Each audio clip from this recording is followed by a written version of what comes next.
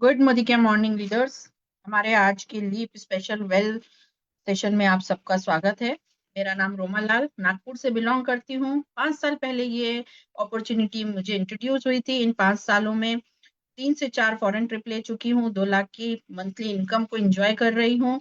अपने सपनों का घर लिया और कल विमेंस डे पर अपने सपनों की कार XUV 7 एक्सो ली है। और ये सब कुछ मैंने पाया, ये इम्पोर्टेंट नहीं है। मेरी टीम में 500 रुपए से लेकर 1.25 लाख तक की इनकम लेने वाले बहुत सारे लीडर्स हैं। मर्सिडीज जैसी कार मेरी टीम में आ चुकी है, 4 टू व्हीलर्स आ चुके हैं और आने वाले टाइम में बहुत सारे कारों की लाइन लगने वाली है। तो हमारा आज का स्पेशल सेशन वेल कैटेगरी पर है और मोदी केयर में वेल कैटेगरी हमारा हॉट केक है। वेल के सप्लीमेंट्स हमें जितनी अच्छी हेल्थ देते हैं उतना ही अच्छा हमारा बिजनेस को भी हेल्दी करते हैं। और जब हमारा बिजनेस इससे ग्रो हो रहा है तो हमारी जिम्मेदारी बढ़ जाती है कि हम किसी को भी अगर सप्लीमेंट्स दे रहे हैं तो सही कॉम्बिनेशन में दें।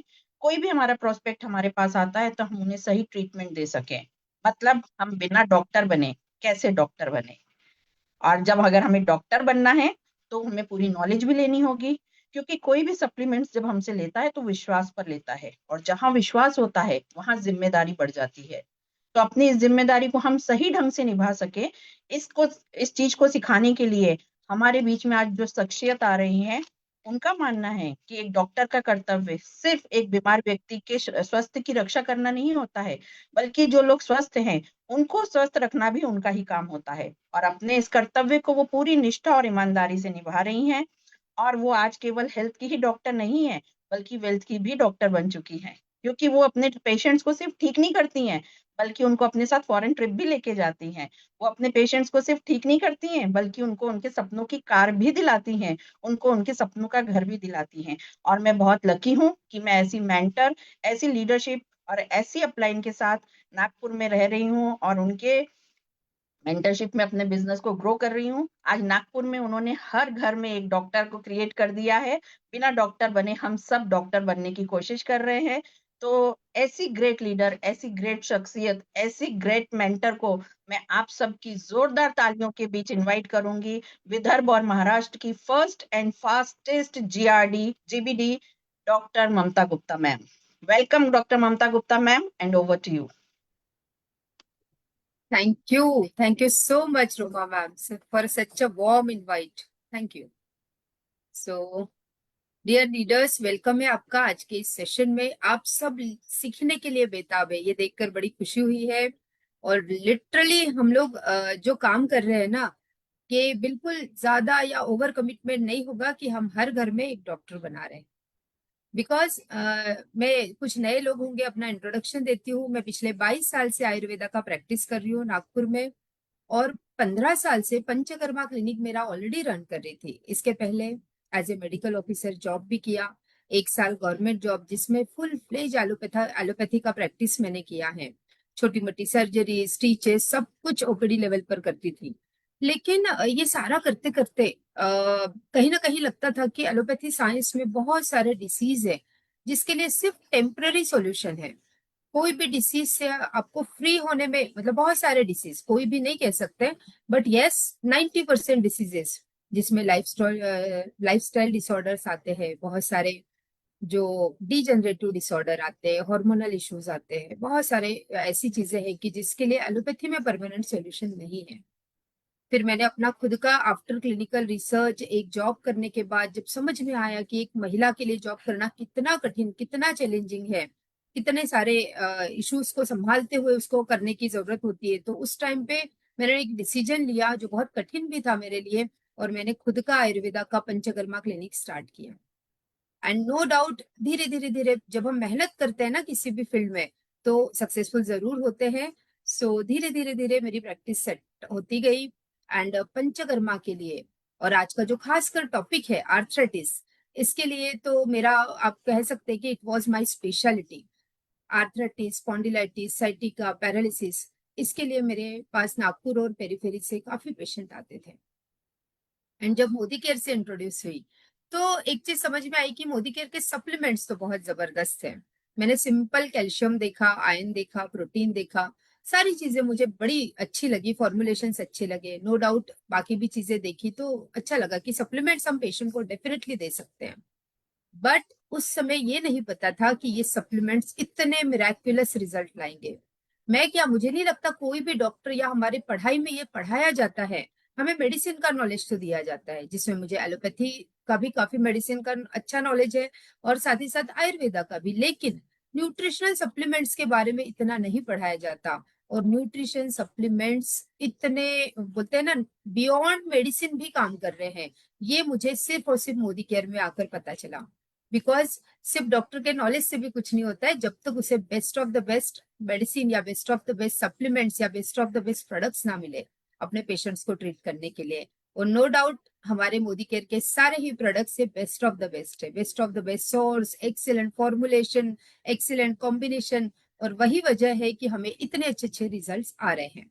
सो आज का जो टॉपिक है that is arthritis. Arthritis is quite detail topic, but आपको बहुत सिंपल लैंग्वेज में हम कैसे आर्थराइटिस के पेशेंट्स की मोदी केयर सप्लीमेंट्स द्वारा मदद कर सकते हैं।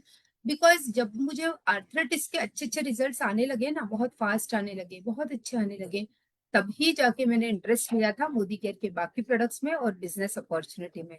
आज सिर्फ आर्थराइटिस मेरा स्पेशलिटी नहीं है, आज मैं कॉन्फिडेंस से कह सकती हूँ कि एसिडिटी से लेके कैंसर तक हर चीज का सोल्यूशन हम दे सकते हैं बाय मोदी केयर सप्लीमेंट्स। सो वही चीज आप में भी ट्रांसफर करने की कोशिश करूंगी, बिकॉज दीज आर सप्लीमेंट्स। तो ऐसा कोई रिस्क नहीं है कि किसी को कोई साइड इफेक्ट हो जाएगा, कुछ ज्यादा प्रॉब्लम हो जाएगी। हाँ, लेकिन एक अच्छा कॉम्बिनेशन देना बहुत जरूरी है। सो आइए सीखते हैं best of the best combination क्या दे और क्या ना दे। सो मैं अपना पीपीटी शेयर करना चाहूंगी। एक बेसिक आइडिया आपको आर्थराइटिस के बारे में देती हूँ।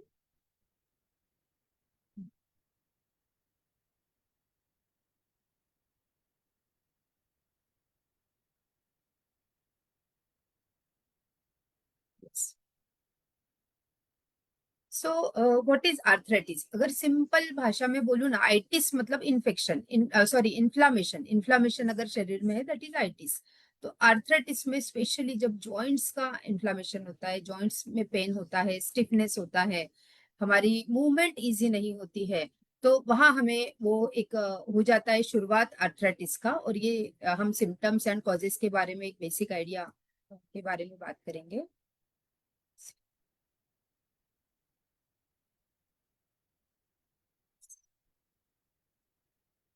What is arthritis? हम मतलब कैसे क्या सिम्टम्स होते हैं पेशेंट के कि हम बोल सके ये आर्थराइटिस है? जिसमें सबसे पहले किसी एक जॉइंट में, मतलब knee joint most common affected joint है। अगर मैं कॉमन आर्थराइटिस की बात करूं, आर्थराइटिस के बहुत सारे टाइप्स है, बहुत अलग अलग ट्रीटमेंट्स भी है, लेकिन जो सबसे ज्यादा यानी आज अगर मैं बोलूँ 90% जो आर्थराइटिस से लोग परेशान है, उस आर्थराइटिस की मैं ज्यादा बात करूंगी।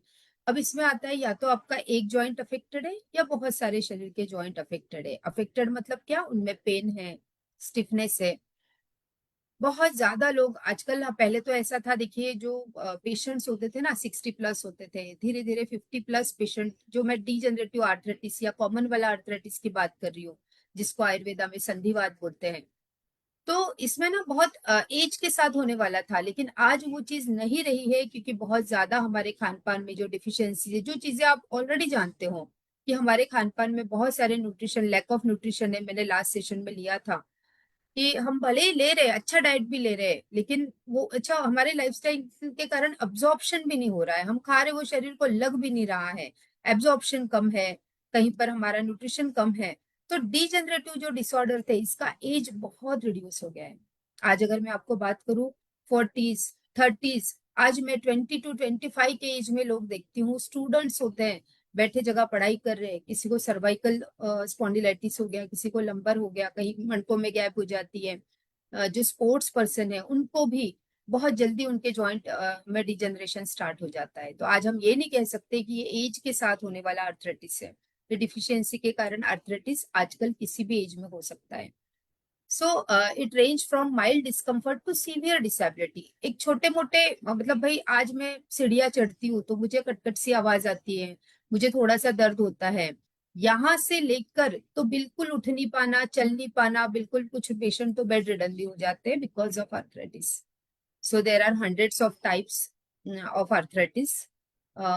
Then most common is age related degenerative arthritis. जो एज रिलेटेड आर्थराइटिस है वो सबसे कॉमन है, जिसकी हम ट्रीटमेंट की डिटेल में बात करेंगे। ये आपने देख लिया, थोड़ा सा पेन होता है, डिस्कम्फर्ट होता है, स्टिफनेस होता है, मतलब स्टिफ हो जाता है जॉइंट, मतलब हमें चलने में इजी नहीं होता है। फटीग, आर्थराइटिस के कारण बहुत ज्यादा थकान रहती है शरीर में।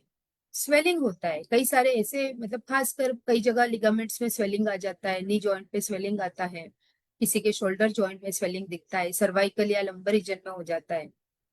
देन अगर कुछ कुछ केसेस में, खासकर जैसे रुमाटोइड आर्थराइटिस है, जो कुछ अलग टाइप से आर्थराइटिस के जो ऑटोइम्यून कैटेगरी के होते हैं, उसमें रेडनेस एंड हीट, अगर उस जॉइंट को आप स्पर्श करेंगे, छुएंगे, तो वहां पर गर्माहट सी महसूस होगी, हिट होगी, रेडनेस होगी, स्वेलिंग होगी। सो ये कुछ कॉमन सिम्टम्स है। So okay, unveiling the causes of arthritis. So ये होता ही क्यों है, होता ही क्यों है, इसमें अगर मैं जाऊँ तो जेनेटिक फैक्टर्स हो सकते हैं। कई बार ऐसा होता है कि अगर मम्मी को आर्थराइटिस है, कम एज में हुआ है, तो बेटी को भी कम एज में होने लगता है।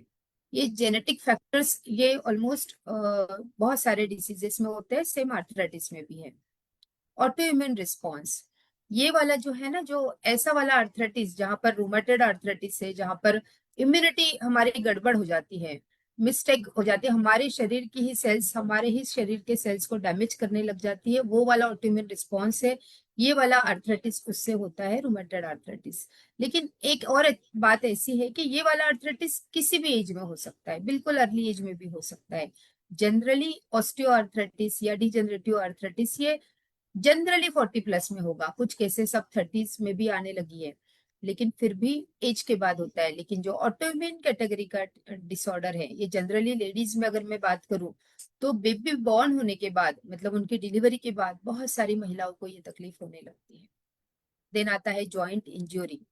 किसी को भाई इंजरी हो गया तो वहां पर भी उनकी लिगामेंट्स डैमेज हो जाती है, वहां पर स्वेलिंग आ जाता है, वो वाला भी होने लगता है, जिसमें खासकर लिगामेंट इंजरी होती है। और इसके लिए एलोपैथी में तो सर्जरी ही कहा जाता है, लेकिन हमारे पास बहुत सारे रिजल्ट है, विदाउट सर्जरी हम इसको ठीक रिपेयर कर चुके हैं।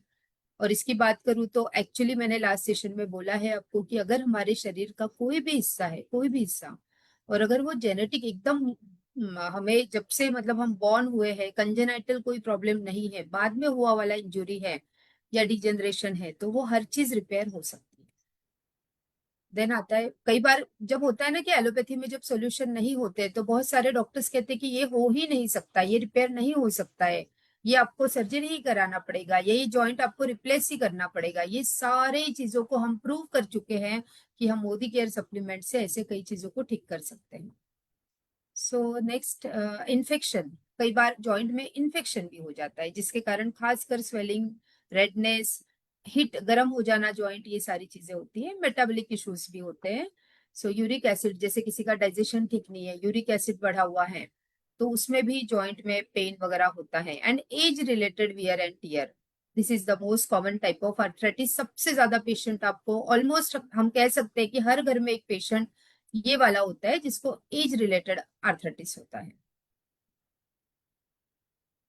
सो ये मैंने शॉर्ट में आपको बता ही दिया है। वन इज ऑस्टियो आर्थराइटिस, जो एज रिलेटेड वाला कॉमन टाइप ऑफ आर्थराइटिस है। दूसरा है रूमेटॉइड आर्थराइटिस, जिसको आमवात कहते हैं, गठियावात कहते हैं, जिसमें ना इसके एक डिफरेंस अगर आपको देखना हो, तो ये वाला डिफरेंस है कि ऑस्टियो आर्थराइटिस जब भी स्टार्ट होगा ना, तो ये मेजर जॉइंट से स्टार्ट होगा, और खासकर नी जॉइंट से होता है। कुछ लोगों में फ्रोजन शोल्डर या बाकी जॉइंट्स भी अफेक्ट हो सकते हैं, but most common is knee joint, और बड़े जॉइंट में होता है। लेकिन जो रूमेटॉइड आर्थराइटिस होता है, आमवात होता है, ये जनरली, ये जो हमारे छोटे छोटे जॉइंट्स होते हैं ना, ये वाले उंगलियों के जॉइंट सुबह सुबह उठने के बाद एकदम स्टीफ हो जाते हैं, मूवमेंट नहीं कर पाते हैं, तो छोटे जॉइंट से स्टार्ट होने वाला है, फिर धीरे धीरे वो बड़े जॉइंट्स में भी मूव होता है। बट ये छोटे जॉइंट से स्टार्ट होता है, इसका कोई एज नहीं होता है, किसी भी एज में हो सकता है। और क्योंकि ये इम्यूनिटी रिलेटेड आपका ऑटोइम्यून कैटेगरी ऑफ आर्थराइटिस है, इसका और ऑस्टियोआर्थराइटिस के ट्रीटमेंट में काफी फर्क होगा जब भी हम ट्रीट करेंगे। ट्रीटमेंट की बात मैं आगे करती हूँ। And one is gout. Gout में यूरिक एसिड बढ़ने से जो होता है ना, ये पर्टिकुलर कई बार मतलब हमारे पैरों के जॉइंट में, अंगूठे में, कभी हिल में जो पेन होता है, most of the time lower limbs में जो पेन होता है वो गाउट के कारण होता है। यूरिक एसिड इन पेशेंट्स का आपको हमेशा डाइजेशन का कुछ ना कुछ इश्यू रहेगा, एसिडिटी हमेशा रहेगी, ये कुछ सिम्टम्स इन पेशेंट में होते हैं। And one little rare type of but psoriatic arthritis, मतलब ये वाला वो आर्थराइटिस है जिनको सोरियासिस होता है स्किन में, और बहुत ज्यादा जब बढ़ जाता है तो वो जॉइंट्स को भी अफेक्ट करता है, बोन्स को अफेक्ट करता है, दैट इज सोरियाटिक आर्थराइटिस। सो इसका भी ट्रीटमेंट थोड़ा सा डिफरेंट होगा ऑस्टियोआर्थराइटिस से, ठीक है। लेकिन जो मैं फिर से बता देती हूँ, सबसे कॉमन होता है ऑस्टियोआर्थराइटिस, मतलब जो age related degenerative arthritis.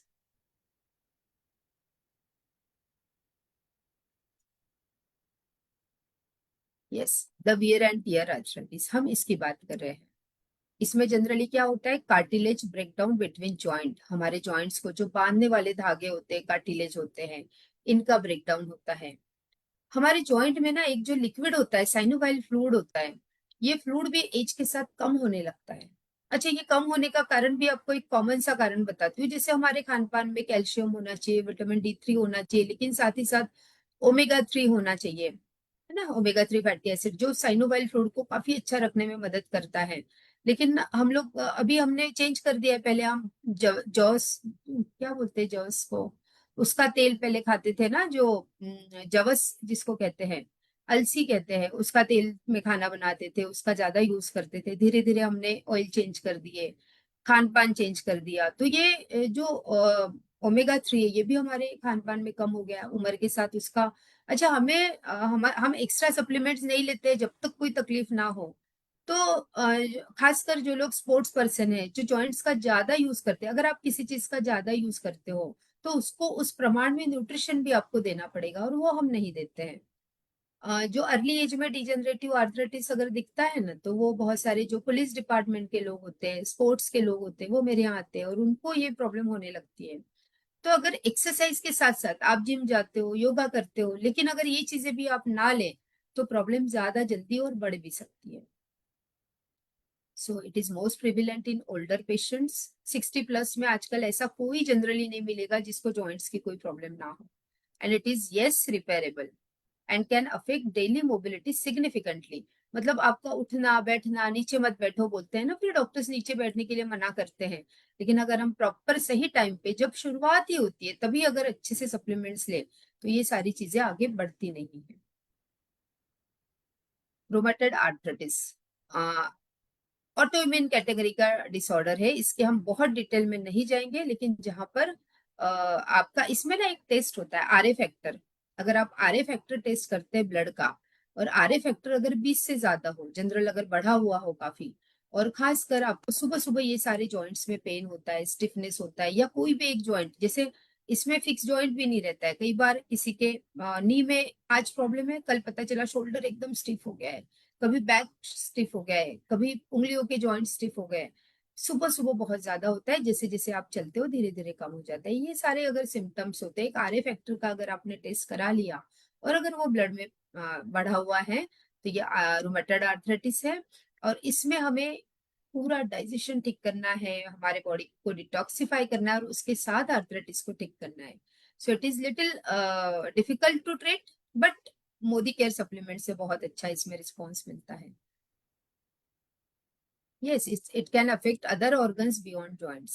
yes, rheumatoid arthritis से ऑर्गन्स खराब होते हैं, लेकिन उससे भी ज्यादा एक बात बताती हूँ कि रूमेटॉइड आर्थराइटिस का जो ट्रीटमेंट दिया जाता है ना, जो एलोपैथी साइंस में जो रूमेटॉइड आर्थराइटिस का ट्रीटमेंट है, जो ड्रग्स है, वो इतने हार्मफुल है, इतने उनके साइड इफेक्ट्स है कि जॉइंट्स में तो पता नहीं कितना रिलीफ रहेगा, लेकिन आपके लीवर किडनी को डेफिनेटली अफेक्ट करेंगे, आपके आंखों के रेटिना को भी अफेक्ट कर सकते हैं। जितने भी इसमें मिथोट्रिक्सेट है, हाइड्रोक्सी क्लोरोक्विन दिया जाता है, या कई बार स्टेरॉयड डिपेंडेंट पेशेंट होते हैं, स्टेरॉयड दिया जाता है। ये सारी चीजों से आपके बाकी ऑर्गन्स को, बाकी सिस्टम को ज्यादा नुकसान होता है। लेकिन हमारे मोदी केयर सप्लीमेंट से आपको पेन भी बहुत कम रहेगा, स्टिफनेस कम रहेगा, और यस, धीरे धीरे डिसीज से आप फ्री भी हो सकते हैं। मैं अब treatment, Modi care line of treatment के बारे में बात करूंगी। बाकी तो आप जानते हैं कि फिजियोथेरेपी करना, एक्सरसाइज करना, even panchakarma, oil therapies help in arthritis. लेकिन एक अगर हम अच्छे और परमानेंट सॉल्यूशन की बात करें, तो मोदी केयर का जो लाइन ऑफ ट्रीटमेंट है वो बहुत पावरफुली काम करता है इन आर्थराइटिस। सो हम क्या देते हैं और कैसे देते हैं, ये चीजें बताना चाहती हूँ। जिसमें सबसे पहले आता है, देखिए, एक बात तो बिल्कुल जाहिर सी है कि जब तक आपके शरीर में मान लो टॉक्सिन है, टॉक्सिन बोलने से ज्यादा जिसे हमारा जो सर्कुलेटरी सिस्टम है, मतलब वो सिस्टम जो हमारे जो भी हम इंटेक करते हैं, वेदर इट इज सप्लीमेंट्स, हमारा खाना या जंक फूड, वट एवर, तो ये हमारे सारे ऑर्गन्स तक, सेल्स तक पहुंचाने के लिए हमारा जो सर्कुलेटरी सिस्टम है वो एकदम क्लियर होना जरूरी है। मतलब अगर कोई पाइपलाइन अगर ठीक ना हो, उसमें ब्लॉकेज हो, तो वो पानी वहां तक कैसे पहुंचेगा। सेम वैसे अगर हमारा सर्कुलेटरी सिस्टम में ब्लॉकेजेस हैं, तो अगर हम किसी भी ऑर्गन को रिपेयर करना चाहते हैं, किसी सिस्टम को रिपेयर करना चाहते हैं और वो ब्लॉकेज हो, तो वो आपका काम नहीं करेगा। बहुत लोग आपको मिलते होंगे आर्थराइटिस के, और आप जैसे ही आप उनको बोलते हो कैल्शियम ले लो, D3 ले लो, तो वो आपको बोलते होंगे ये तो मैं ले ही रही हूँ, कितने 2 साल से खा रही हूँ कैल्शियम, ये खा रही हूँ, फिर भी नहीं हो रहा है। तो द वन थिंग इज कि क्या जो वो ले रहे हैं वो एब्जॉर्ब हो रहा है शरीर में। और एब्सॉर्प्शन की जब बात आती है ना, तो मुझे जो बेस्ट रिजल्ट मिला है वो है नोनी और डिटॉक्स से। जब हम पेशेंट को सुबह शाम खाली पेट नोनी जूस और डिटॉक्स देते हैं, तो सबसे पहले तो अगर कॉन्स्टिपेशन है तो वो क्लियर होता है। नोनी तो एंटीऑक्सीडेंट है। बाकी जो पर्टिकुलर एक एक प्रोडक्ट है ना, मैं आपको ये चाहूंगी कि जो लोग इस सीरीज में जुड़े रहना चाहते हैं, हर मंडे को सीखना चाहते हैं, उनको एक एक प्रोडक्ट का बेसिक नॉलेज होना बहुत जरूरी है। जैसे नोनी जूस है, उसके क्या क्या फायदे हैं, वो कैसे काम करता है, हमारे पास इतना सारा हमारे कंपनी ने हमें दिया हुआ है नॉलेज लेने के लिए। यूट्यूब से लेके हर जगह पर आप सीख सकते हैं। तो आप पर्टिकुलर एक एक प्रोडक्ट का जरूर स्टडी करें, ताकि वो प्रोडक्ट कहाँ देना है कहाँ नहीं देना है, जब मैं बताऊंगी तो आपको फट से क्लिक हो जाएगा, यस हमें यहाँ देना है और यहाँ नहीं देना है। सो एनीवेज, जैसे हम नोनी और डिटॉक्स देते हैं, तो अगर पेशेंट को कॉन्स्टिपेशन है, अगर उसके सेल्स में उसके इसमें पूरा कचरा भरा हुआ है, तो हम जो देंगे वो पेशेंट को लगेगा ही नहीं। तो सबसे पहले तो कॉन्स्टिपेशन क्लियर करना है, उनका सर्कुलेटरी सिस्टम में कहीं ब्लॉकेज नहीं होनी चाहिए, शरीर में टॉक्सिन नहीं होने चाहिए, तो हमारे सप्लीमेंट्स बहुत जल्दी काम करेंगे। So one is noni detox. अच्छा, इसका और एक फायदा है, जब भी हम आर्थराइटिस की बात करते हैं, यहाँ पर हम ऑस्टियो आर्थराइटिस की ही बात करेंगे, जिसको कहते हैं डीजेनरेटिव डिसऑर्डर। मतलब जो उम्र के साथ होने वाला जॉइंट्स में जो पेन है, स्टिफनेस है, डीजनरेशन है, गैप हो गया है, वो सारी चीजें इसमें आएगी। तो जब ये इसकी हम बात करते हैं, तो खासकर नी जॉइंट अफेक्ट होते हैं। अच्छा, पूरे शरीर का प्रेशर नी जॉइंट पे होता है, और अगर आपका वजन ज्यादा है, तो डेफिनेटली हम कितना भी ट्रीटमेंट दे दे, पेशेंट को रिलीफ उतना अच्छा नहीं होगा। और नोनी डिटॉक्स की एक खासियत है कि जब हम इसको साथ में देते हैं, तो चाहे हम किसी भी पर्पज से दें, लेकिन पेशेंट का वजन जरूर कम होता है। तो अगर पेशेंट थोड़ा भी, बिल्कुल अगर सिडेंट्री लाइफस्टाइल है, एक ही जगह बैठे रहते हैं, बिल्कुल एक्सरसाइज नहीं करते, जंक फूड खाते हैं एंड सो मेनी थिंग्स, तो फिर शायद ना हो। लेकिन नोनी डिटॉक्स मैंने जितने मैक्सिमम पेशेंट्स को मैं जब देती हूँ, तो धीरे धीरे ग्रेजुअली क्यों ना हो, पर वजन कम होता है। सो ये भी एक अच्छा फायदा है। और साथ ही साथ क्योंकि बॉडी के टॉक्सिन क्लीन हो जाएंगे, तो ये सारे सप्लीमेंट्स बहुत अच्छे से एब्जॉर्ब होंगे और अच्छा काम करेंगे। फिर आता है vitamin D3 and protein crest. अब ये मैंने जो जस्ट एक बनाया है, इसको आप अप डाउन कर सकते हैं according to the daily routine of patient, पर मैंने इस हिसाब से बनाया है कि वो कन्वीनियंटली ले सके। तो जैसे हमें विटामिन D3 दिन में एक बार देना है, ये हम मॉर्निंग में दे सकते हैं at the time of breakfast. ये प्रोटीन भी आप मॉर्निंग में ब्रेकफास्ट में दे सकते हैं। दिन में एक बार देना है विटामिन D3। विटामिन D3 क्यों देना है? कैल्शियम का अब्जॉर्प्शन बहुत अच्छा होगा अगर हम विटामिन D3 साथ में देंगे। कई बार अगर पेशेंट का मान लो वजन ज्यादा है, और उनको हार्मोनल इश्यूज के कारण वजन ज्यादा है, जैसे पेशेंट मेनोपॉज के आसपास है, हार्मोन्स के इशू है, उनको थायराइड है, कई बार होता है ना, मिक्स पिक्चर होता है, पेशेंट को थायराइड भी है और साथ में ये चीजें हैं। तो अगर हम नोनी डिटॉक्स, विटामिन D3 और ओमेगा 3 यानी क्रील ऑयल या फ्लेक्स ऑयल, ये चार चीजें इतनी अच्छी काम करती है, मतलब आपको हार्मोनल इम्बैलेंस भी ठीक होगा। तो मैं जो कह रही हूँ, वजन कम करने के लिए पेशेंट बहुत सारी कोशिशें कर रहे हैं, फिर भी नहीं हो रहा है, वो चीज इससे बहुत अच्छे से हो सकती है। तो ये सारे हम एक प्रॉब्लम के लिए देते हैं हमारे सप्लीमेंट्स, लेकिन वो 10 चीजों को ठीक करते हैं, छोटी छोटी। मैंने बहुत पेशेंट देखे हैं, क्योंकि मैं शुरुआत में तो आर्थराइटिस का ही मैंने सबसे ज्यादा ट्रीटमेंट दिया है, लेकिन यही फॉर्मुलेशन जब हम देते हैं आर्थराइटिस का, और किसी पेशेंट को वेरिकोज वेन्स है, धीरे धीरे उसकी वो भी चीजें ठीक होने लगती है। उसका ब्लड सप्लाई, जो पैर धीरे धीरे काला पड़ रहा है, डार्क हो रहा है, ठीक से ब्लड सप्लाई नहीं है, जब हम ये ट्रीटमेंट देते हैं उसका वो डिस्कलरेशन दूर हो जाता है। पेन स्टिफनेस तो धीरे धीरे होगा ही होगा, लेकिन वेरिकोज वेन्स भी ठीक होने लगता है। अच्छा, किसी पेशेंट को पिगमेंटेशन है यहाँ पर, जब हम ये कॉम्बिनेशन देते वो भी ठीक होने लगा। मुझे ये जब मैं देते गई ना तब पता चला कि अरे ये तो इस पे भी काम कर रहा है, इस पे भी काम कर रहा है, इस पे भी काम कर रहा है। और आज हमारे पास 1,000 टेस्टिमोनियल है। सो जब आप ये ट्रीटमेंट देंगे, पेशेंट पूछते हैं ना कि इसके क्या कोई साइड इफेक्ट्स है, तो आप बोल सकते हैं कॉन्फिडेंटली साइड इफेक्ट्स तो नहीं है, लेकिन गुड इफेक्ट्स बहुत सारे हैं। हम देंगे एक प्रॉब्लम के लिए, लेकिन हो सकता है आपका ये पिगमेंटेशन भी चला जाए, आपका थोड़ा वजन भी कम हो जाए, आपका डाइजेशन बिल्कुल ठीक हो जाए। ये सारे इसके गुड इफेक्ट्स है। अब आता है गार्लिक पल्स। और अगर हम फ्लेक्स ऑयल दे रहे हैं तो ये हम दिन में फ्लेक्स ऑयल 2 बार देते हैं। अगर हम क्रिल ऑयल दे रहे हैं तो दिन में 1 बार देते हैं। तो अगर आप क्रिल ऑयल दे रहे हो, क्रिल ऑयल बल्कि ज्यादा अच्छा काम करता है जहां भी इन्फ्लामेशन है, स्वेलिंग है, स्टिफनेस है, पेन है। मैंने देखा है क्रिल ऑयल बहुत फास्ट काम करता है। तो अगर आप क्रिल ऑयल दे रहे हो तो दिन में 1 बार देना है, और अगर आप फ्लेक्स ऑयल दे रहे हो तो दिन में 2 बार दीजिए। अब यहाँ पर गार्लिक देने की 2-3 वजह है। गार्लिक है ना, थोड़ा नेचुरली वेट लॉस में भी फायदा करेगा। गार्लिक हमारे सर्कुलेशन में कहीं भी प्रॉब्लम है उसको ठीक करता है। गार्लिक की और एक अच्छी बात है, पेन एंड इन्फ्लामेशन को भी कम करता है। तो आर्थराइटिस में जो लिगामेंट्स पे कार्टिलेज स्वेल हो जाता है वो भी गार्लिक कम करने में मदद करेगा। तो ये दिन में 2 बार देना है। अभी मैंने जो जस्ट बिफोर फूड या फूड के साथ भी आप ले सकते हैं ये। आप खाना खाने बैठ रहे हो साथ में भी लिया तो भी चलेगा। कैल्शियम एंड ग्लूकोजामाइन हम देते हैं दिन में 2 बार खाने के बाद। अब यहाँ पर आता है कि कैल्शियम तो हम दिन में 2 बार देंगे। ग्लूकोजामाइन का डोज का थोड़ा आता है, कंफ्यूजन रहता है कि ये 2-2 गोली दिन में 2 बार देना है या एक-एक देना है। तो मैंने कई सारे पेशेंट में ये देखा है कि जब हम ग्लूकोजामाइन 2-2 दिन में 2 बार देते हैं तो पेशेंट को थोड़ा सा, क्योंकि आजकल ना उतना अच्छा डाइजेशन रहा नहीं है, मतलब पेशेंट को कई सारे डाइजेस्टिव सिस्टम की प्रॉब्लम, उनको कॉन्स्टिपेशन होने लगता है या बहुत ज्यादा उनको एसिडिटी होने लगती है। तो मैं generally glucosamine 1 twice a day ही देती हूँ। बट अगर जरूरत लगी, आपको लगता है पेशेंट को ये सब सूट हो रहा है लेकिन उतना अच्छा रिजल्ट नहीं आ रहा है, तो आप 2 टैबलेट ट्वाइस कर सकते हैं। बट डिपेंड्स, आपको बहुत सोच समझ के देना है। मैं दिन में 2 बार एक-एक टैबलेट ही देती हूँ, calcium and glucosamine, twice a day after food. अगर खाना नहीं खाया है तो जनरली आपको ना कुछ कुछ सप्लीमेंट्स है जिसका ध्यान रखना है कि वो खाने के बाद अगर हम दे तो ज्यादा अच्छा होता है, पेशेंट को ज्यादा कोई प्रॉब्लम नहीं होगी। और फिर आता है वेज कोलेजन। वेज कोलेजन दिन में 1 बार, 1 स्कूप डेली। आप इसको जरूर ऐड करें, अगर ऐड करते हैं तो बहुत अच्छे। हाँ, कई बार ऐसा होता है पेशेंट अफोर्ड नहीं कर पा रहा है, पेशेंट का बजट उतना नहीं है, वॉटेवर, उस टाइम आप स्किप भी करो तो भी कोई दिक्कत नहीं है। लेकिन अगर पेशेंट ले सकता है तो वेज कोलेजन भी आप इसके साथ ऐड कीजिए।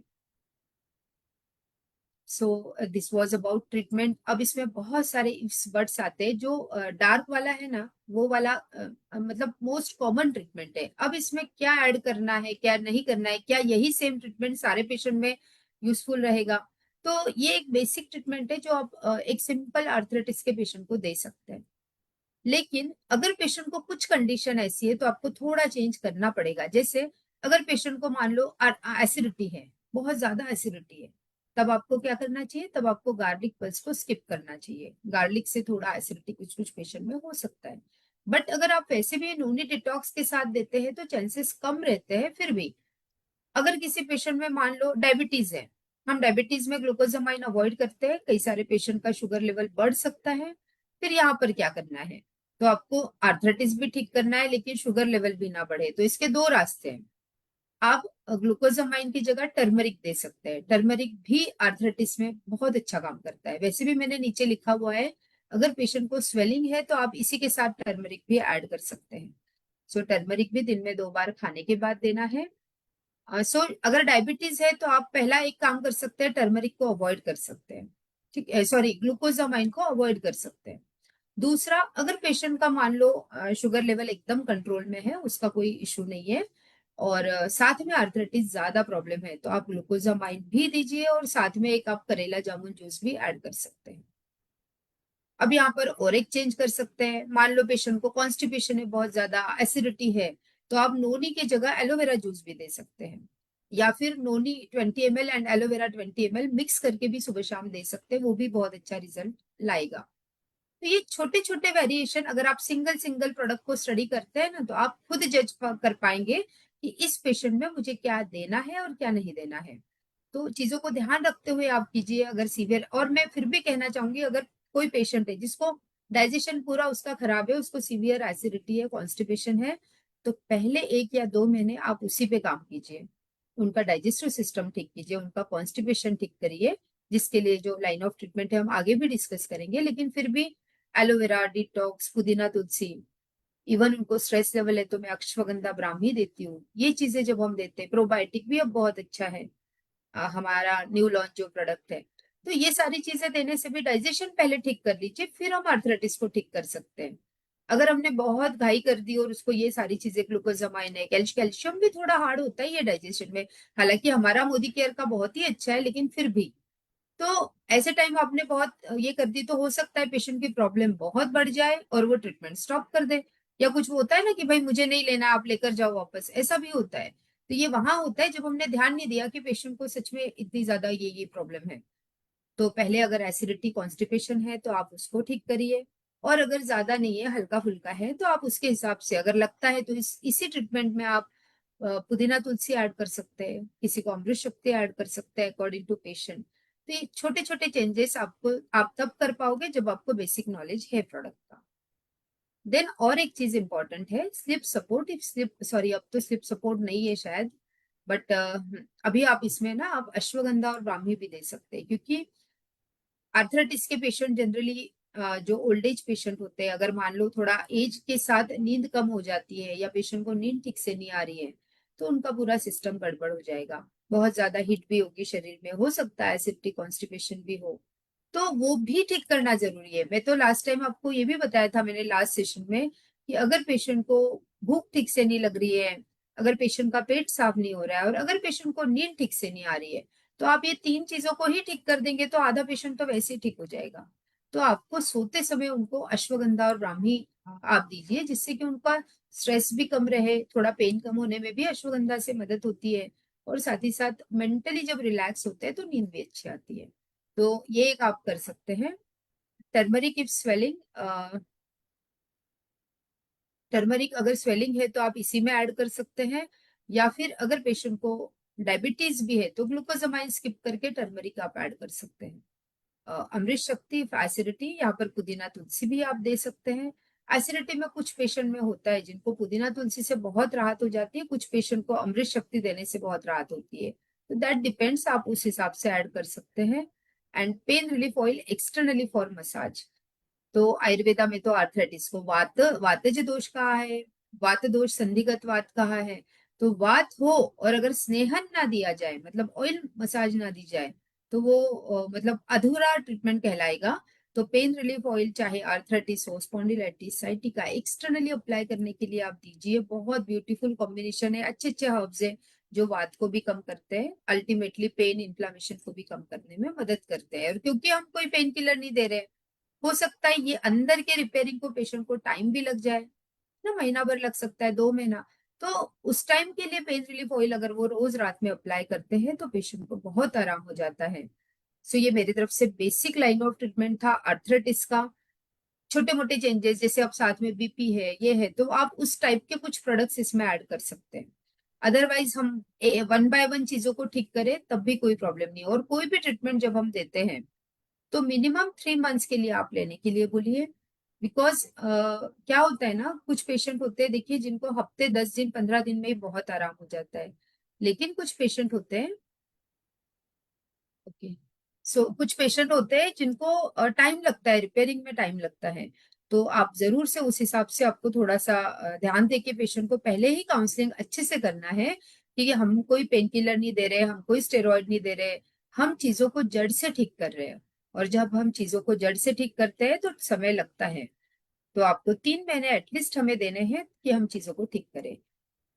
अगर हम प्रॉपर काउंसलिंग करेंगे, अच्छे से समझाएंगे पेशेंट को कि हमारा ट्रीटमेंट कैसे आपको रिपेयर करेगा, कैसे काम करता है, तो पेशेंट कन्विंस भी होंगे, अच्छे से लेंगे, और आप best of the best result ले सकते हैं। अब हम कुछ लोगों से मिलेंगे जिनको बहुत अच्छे रिजल्ट्स आए हैं by our arthritis treatment.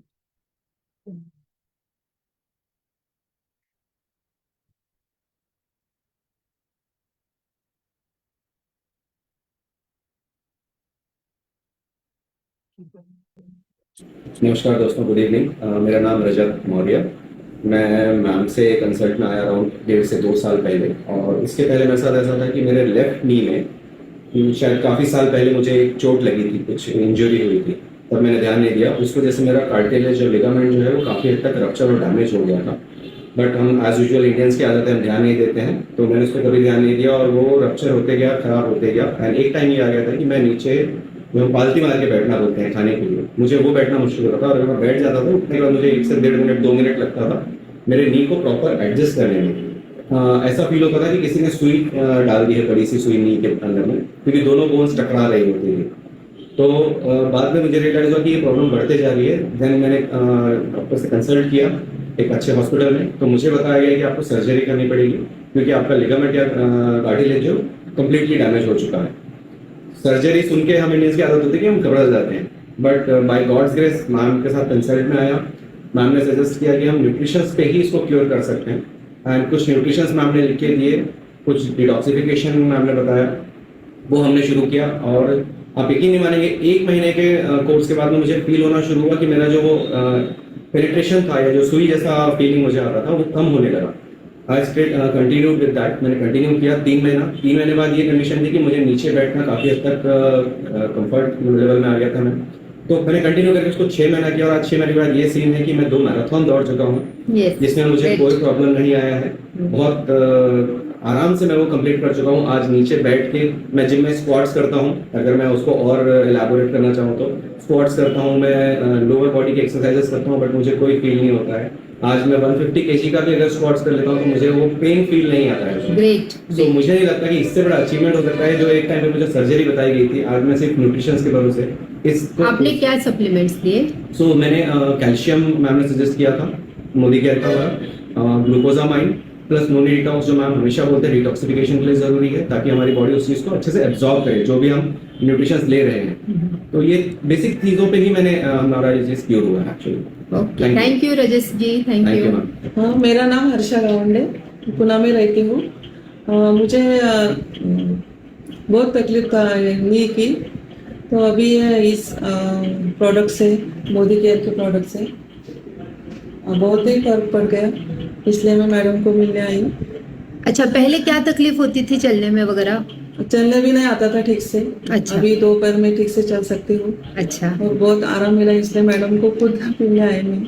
और आपको अभी आपको मेडिसिन लेके कितना टाइम हुआ? 2 महीने हो गए। 2 महीने। हाँ।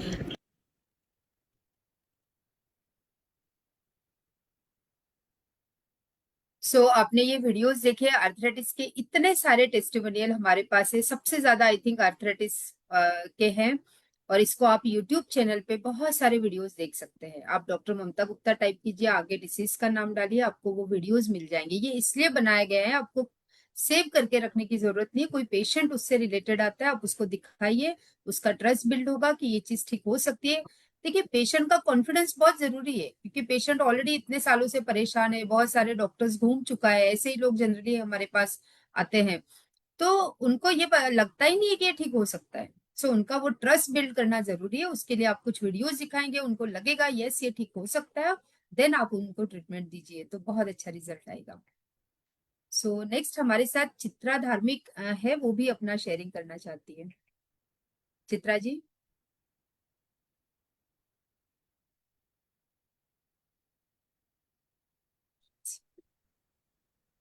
यस, बोलिए। आवाज आ रही है? Yes. Good Modi care morning. मेरा नाम चित्रा धार्मिक है। मेरे को 2023 दिसंबर में पूरा साइटिका और घुटनों का और तरह पूरा घुटना चला गया था। मेरे घुटने में लुब्रिकेंट भी नहीं था, और साइटिका बहुत जबरदस्त हुआ था, और दोनों पाँव से मैं चल नहीं पा रही थी। मेरे दोनों पाँव टेढ़े हो गए थे, कमर से भी क्रैक हो गई थी पूरा। मेरा स्टेशनरी का दुकान वो बंद करना पड़ा, और मुझे डॉक्टर ने ऑपरेशन के लिए बोला था। 15 लाख रुपए बोले थे डॉक्टर ने ऑपरेशन के लिए। और मैं बड़े बड़े डॉक्टर को, स्पेशलिस्ट को दिखा चुकी है, डॉक्टर महाजन को दिखा चुकी है, राठी को दिखा चुकी थी। और राठी सर ने जो मेरे को थर्ड डॉक्टर के पास में भेजे थे, उन्होंने साइटिका के लिए और घुटनों के लिए, तो उनके पास में गई, दवाइयाँ का इतना गलत असर हुआ एलोपैथिक के वजह से कि मेरे मुंह वगैरह पूरा टेढ़ा हो गया था। तो फिर मैंने उनका ट्रीटमेंट डस्टबिन में दवाइयाँ फेंक दी थी। और फिर मैं ममता मैडम के पास में गई, तो उन्होंने मुझे ट्रीटमेंट किया। और उससे मुझे मुझे थायराइड था, कोलेस्ट्रॉल था, फैटी लिवर था, एसिडिटी थी, बॉडी में वात था। वो सारी चीजें हमारी थोड़ी थोड़ी अभी नील हो चुकी है। मैं घुटने से, मेरे घुटने भी बराबर आ गए हैं। मैं सीधा चल भी पाती हूँ, जो बेड से उठ नहीं पाती थी मैं दौड़ भी पाती हूँ और अच्छे से चल भी पाती हूँ। और मेरी सारी बीमारियां अभी धीरे धीरे खत्म हो रही है। मैं 1 साल से मोदी केयर सप्लीमेंट यूज कर रही हूँ। Hello. Thank you hello. Chitra ji, thank you. आपका शेयरिंग और बहुत जबरदस्त था। और आपको एक आपने बात मुझे कहना मौका चाहती हूँ जी। आपने मुझे मौका दिया, उसके लिए कोटि कोटि धन्यवाद। थैंक यू, आपका शेयरिंग इतना पावरफुल है। एक बात बताना चाहती हूँ आप सबको, चित्रा जी जब मेरे ओपीडी में आए थे तो इनको लिटरली चल नहीं पाते थे, पकड़ कर लाया हुआ था। वो सहारे सहारे से हाथ पकड़ ऐसे टिका टिका कर जैसे तैसे मेरे ओपीडी में आए थे। और आज चित्रा जी बहुत अच्छे से चलते हैं, बहुत अच्छा उनका वेट भी कम हो गया है। फैटी लिवर की भी प्रॉब्लम थी, वो ठीक हो गई है। और आज वो डांस भी कर पाते हैं अच्छे से, और हमारे साथ बिजनेस में भी है और मलेशिया क्वालिफायर भी है। सो हम, होता है ना कैसे हम किसी के लाइफ को इतना बड़ा ट्रांसफॉर्म कर सकते हैं। कहाँ एक टाइम था जो इतनी सारी फाइल्स, इतने सारे हॉस्पिटल्स की लेकर आए थे, और आज ये सिचुएशन है कि वो बिल्कुल कंप्लीटली ठीक है और अपने जैसे लोगों की मदद कर रहे हैं। So thank you Chitra ji आपके शेयरिंग के लिए। आपका एक वीडियो मैंने, अगर हुआ तो हम प्ले कर लेंगे कि आप किस तरीके से पहले चलते थे। वो अगर हो गया तो हम प्ले कर लेंगे। लेकिन तब तक हम सुनेंगे शीतल जी को। शीतल जी का भी अमेजिंग टेस्टिमोनियल है। गुड मोदी क्या मॉर्निंग। मेरा नाम शीतल निर्मल है, नागपुर से बिलोंग करती हूँ। मोदी केयर में ज्वाइन हुई थी मैं एसिडिटी के लिए। बट मेरा सबसे बड़ा और सबसे अमेजिंग रिजल्ट था अर्थराइटिस का, जो कि मेरी मम्मी को मिला था। जब मैंने मेरी मम्मी को बोला था कि आप इस ये लो घुटने, आपके बहुत दर्द होते हैं करके, बहुत इतना सीवियर पेन होता था कि मेरी मम्मी रोती थी। और जब मैंने बोला तो उन्होंने मना कर दिया था कि मैं नहीं लूंगी, क्योंकि मैंने बहुत सारी ऑर्थो के तेल, सब जड़ी बूटी और हार्डवेयर सब सब ट्राई कर चुकी हूँ, किसी से आराम नहीं गिरा। फिर मैंने मम्मी को सबसे पहले सिर्फ ग्लूकोजामाइन से ही शुरुआत की थी, वो भी झूठ बोल के कि मुझे फ्री में मिला है, मुझे तो घुटनों में दर्द है नहीं तो तुम ले लो करके। बट बिलीव मी कि एक पहली जो बॉटल है वो खत्म होने के पहले पहले मेरी मम्मी को काफी रिलीफ हो गया था। तो उसके बाद में जब वो बॉटल खत्म होने पे, मैं जब मैंने मम्मी ने बोला कि आराम अच्छा लग रहा है मुझे उससे, घुटनों में दर्द नहीं है, फिर हमने पूरा ट्रीटमेंट मम्मी को दिया। मेरी मम्मी 70 साल की है, 10-15 कदम भी नहीं चल पाती थी। और 6 महीने कंटिन्यू ट्रीटमेंट लेने के बाद में अब वो अच्छे से 1-1.5 किलोमीटर चल लेती है। और उसके बाद में उनको कभी दर्द नहीं होता है। साल में एक बार, जैसा कि ममता मैम ने एडवाइस किया था कि 3 महीने के लिए वापस मैं उनको ट्रीटमेंट देती हूँ। और जब कभी कोई पूछता है ना घुटनों का दर्द, तो वो बोलती है कि कहाँ है घुटनों का दर्द, अब तो मुझे कोई घुटनों का दर्द रहा ही नहीं। Wow, amazing. जब हाँ मैम, जबकि 20 साल पहले उनको डॉक्टर ने नी रिप्लेसमेंट के लिए बोल चुका था, बट उन्होंने नी रिप्लेसमेंट नहीं कराया था। और अपने मोदी केयर के सप्लीमेंट से उनका बहुत अच्छा रिजल्ट आया। और आपका खुद का भी हाँ, टेस्ट। मुझे खुद को भी रोमेटाइड अर्थराइटिस था। मुझे जैसा मैम ने बताया कि छोटे छोटे जो जॉइंट्स पेन है, मुझे जो हमारी उंगलियां रहती ना, उंगलियों में जो रहता ना हड्डी, यहाँ पे बहुत पेन होता था। और ये इतना गंदा पेन होता था कि मैं कुछ भी नहीं कर पाती थी, मतलब आटा लगाना भी मेरे लिए बहुत टफ हो जाता था, जो कि डेली का काम है और वो करना ही है। तो वो भी बहुत टफ हो जाता था और बहुत भयंकर दर्द होता था। बट मैंने भी सेम ट्रीटमेंट लिया प्रिस्क्राइब बाय मैम, और मुझे बहुत अच्छा रिलीफ है। अब मैं पूरे काम इतने अच्छे से कर लेती हूँ। क्या बात है। Thank wow, you so much ma'am, इतने अच्छे थैंक यू प्लेटफॉर्म पे शीतल जी इनवाइट एंड करने के चित्रा लिए। जी आपकी शेयरिंग के लिए, थैंक यू। सो अब हम चित्रा जी का वीडियो देखेंगे, वो कैसे चल के आई थी ओपीडी में।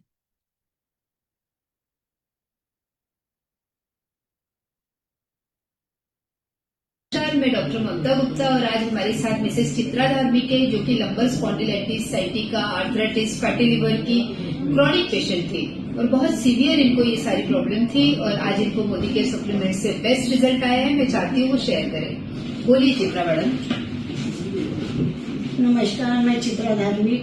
मुझे 1.5 साल से sciatica, knee pain, thyroid, cholesterol, sugar यानी हर चीज बीमारी का बोलेगा तो शरीर ने घेर लिया था। मैंने 5-6 डॉक्टर के ऑपरेशन बोले, लेकिन उनका कुछ रिजल्ट नहीं आया, लेकिन मोदी केयर से बेस्ट और बेस्ट रिजल्ट आया। Thank you. सो इन्हें जो है साइटिका के लिए यहाँ के बहुत सारे सर्जन से भी सर्जरी ही बताया था। ये चल नहीं पाती थी, तो इनका जो फर्स्ट टाइम ये मेरे यहाँ आई थी तब का वीडियो भी हमारे पास है, जो हम अभी शेयर करेंगे।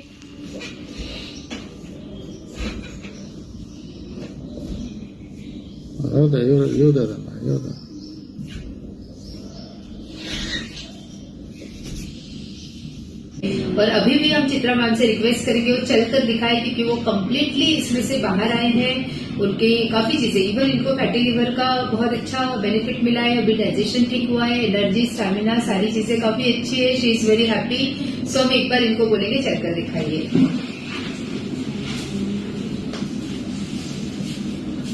आइए। अब आप जो झुककर चलते या आपका पैर ऐसे तिरछे होते थे वो सब नहीं? हाँ, जो झुक के चलना होता था, पैर तिरछे थे, पूरा घुटना मेरा बेंड हो गया था, पूरा अलाइनमेंट बॉडी का अच्छा आ गया है और मैं चाहूंगी सभी लोग इनका फायदा उठाएं। Yes, thank you ma'am, thank you. तो देखा आपने कितना बड़ा ट्रांसफॉर्मेशन हम किसी की जिंदगी में ला सकते हैं, and only by Modi care supplements. मैं कोई भी मतलब जितने भी अभी मैं पिछले 6 साल से ज्यादा हो गए हैं, मैं 100% ट्रीटमेंट मोदी केयर सप्लीमेंट से देती हूँ। मुझे बाहर का कुछ देने की जरूरत ही नहीं पड़ती है, क्योंकि रिजल्ट हमें मोदी केयर सप्लीमेंट से ही आते हैं। सो और हाँ, खास बात मतलब कि अब वो यही चित्रा जी जो एक टाइम था कि कंप्लीट डिप्रेशन में थी because of all health issues, आज वो पूरी तरह ठीक हो गई है, लोगों की मदद करती है और हमारे साथ मलेशिया ट्रिप क्वालिफायर है। सो इतना बड़ा चेंज हम किसी के जिंदगी में ला सकते हैं by Modicare nutritional supplements. एक बहुत कॉन्फिडेंस के साथ आपको ट्रीटमेंट देना होगा पेशेंट को, क्योंकि पेशेंट तुरंत कन्विंस नहीं होंगे जो लोग इतने लंबे समय से प्रॉब्लम को फेस कर रहे हैं। तो उनको भरोसा दिलाइए, ओवर कमिट कुछ नहीं करना है, बिल्कुल ठीक हो, मतलब ऐसे नहीं। देखिए कितना भी हमारा ट्रीटमेंट अच्छा हो, अगर आर्थराइटिस के मैंने कितने भी पेशेंट ठीक हो, लेकिन गारंटी ये शब्द मेडिकल फील्ड में नहीं होता है कि ये गारंटेड बिल्कुल हो जाएगा, ऐसा शब्द नहीं यूज करना है। भले पेशेंट को हो जाएगा, आपको पता है, लेकिन मैं कहती हूँ कि आप बिल्कुल आज जो कंडीशन है इससे आपको 100% इम्प्रूवमेंट आएगा। कितना आएगा और कितनी जल्दी आएगा वो डिपेंड करता है। तो आप ऐसा कीजिए, ओवर कमिट नहीं करना है, but yes we can help this patients. So thank you so much and over to Roma ji. फिर से हम मिलेंगे नेक्स्ट मंडे एक नए कुछ और डिसीज के साथ। वाओ वाओ वाओ मैम, बहुत ही जबरदस्त सेशन लिया आपने और बहुत सारे क्वेश्चंस के आंसर आज बहुत सारे लोगों को मिले होंगे। आई एम 100% श्योर सबने अपने अपने कॉपी पेन लेके बैठे होंगे और सारे नोट्स बना लिए होंगे। क्यों होता है अर्थराइटिस, कितने टाइप का होता है, क्या उसके रीजन होते हैं, ये सारी चीजों को आपने बहुत ही अच्छे से बताया हम सबको। और जो आज हमारा टॉपिक था कि बिना डॉक्टर बने कैसे डॉक्टर बने, उसको आपने बिल्कुल सही प्रूव करके दिखाया है। इतना अच्छे से आपने हर एक चीज का लाइन ऑफ ट्रीटमेंट क्या होना चाहिए, अर्थराइटिस में हम क्या क्या दे सकते हैं, हमारे मोदी केयर के सप्लीमेंट्स क्यों देने हैं, किसको देने हैं, किसको नहीं देने हैं, इन सारी चीजों को आपने बहुत ही अच्छे से एक्सप्लेन किया है। और जितने भी लोग आज ये सेशन अटेंड कर रहे हैं उनको जरूर फील्ड में इससे हेल्प मिलेगी और इस तरह के जितने भी पेशेंट हमें मिलेंगे हम उनको सही तरीके से ट्रीट कर पाएंगे। सही कॉम्बिनेशन ना सिर्फ उनको अच्छी हेल्थ देगा, और जैसे चित्रा जी का हमने वीडियो देखा तो वो ना सिर्फ ठीक हुई हैं बल्कि आज एक बहुत अच्छी इनकम भी ले रही हैं। तो ये डॉक्टर बनने जो डॉक्टर बनाने की कला आप हम सबको सिखा रहे हैं उसके लिए बहुत बड़ा थैंक यू। और एक बार जोरदार तालियां हो जाएं हमारी ममता मैम के लिए। थैंक यू तो so much Roma ma'am and thank you so much सबसे पहले तो सुरेखा मैम का, जिन्होंने ये प्लेटफॉर्म दिया है जिससे हम ये काम कर पा रहे हैं। So thank you and thank you dear all. आप लोग सीखने के लिए तैयार है तो मुझे सिखाने में भी मजा आएगा। Thank you. Thank you so much ma'am once again. तो हमारा ये जो लीप प्लेटफॉर्म है, यहाँ पे हम बहुत कुछ सीख रहे हैं और थैंक्स करना चाहेंगे सुरेखा मैम का, जिन्होंने हमारे लिए ये प्लेटफॉर्म लेके आए हैं। और हम सब सीख कर सिखाने के लिए तैयार हैं, क्योंकि हमारे मोदी केयर में कहा जाता है ऊपर से सीखो जैसा, नीचे सिखाओ वैसा, और फिर कमाओ पैसा। तो इसी बात को बरकरार रखते हुए हमारा ट्यूसडे जो है वो डुप्लीकेशन डे होता है। तो कल आज आपने जो कुछ सीखा है उसे अपनी टीम में डुप्लीकेट कीजिए। जो भी आपने आज नोट्स बनाए हैं उन्हें अपनी टीम में बताइए, ताकि आपकी टीम में भी हर एक कोई डॉक्टर बन सके, बिना डॉक्टर हुए वो डॉक्टर बन सके। जो ममता मैम ने आज हमें इतने अच्छे टिप्स दिए हैं एक डॉक्टर होने के नाते, वो सारे टिप्स को आप कैसे फील्ड में यूज कर सकते हैं, कल डुप्लीकेशन डे में उस चीज को फॉलो करिए। और उसके बाद आता है वेडनेसडे, मतलब हमारी गुरु माँ का दिन, जो मोदी केयर की भीष्म पितामह हैं, जिनके सेशंस गागर में सागर वाले होते हैं। तो सुरेखा मैम का जब सेशन होता है तो टाइम से पहले ज्वाइन कर लीजिए, क्योंकि अगर आप जरा से भी 1-2 मिनट भी लेट हुए तो आपको एंट्री नहीं मिलेगी। तो वेडनेसडे के सेशन को कोई भी मिस आउट मत करिए, क्योंकि हम सब के गुरु माँ सुरेखा मैम आने वाले हैं। तो मिलेंगे गुरुवार बुधवार को एक नए सेशन के साथ। सुरेखा मैम की जोरदार जो नॉलेज वो हम सबको देते हैं, उन सारी नॉलेज को लेने के लिए वेडनेसडे को हम सब मिलेंगे। तब तक के लिए bye bye, thank you so much and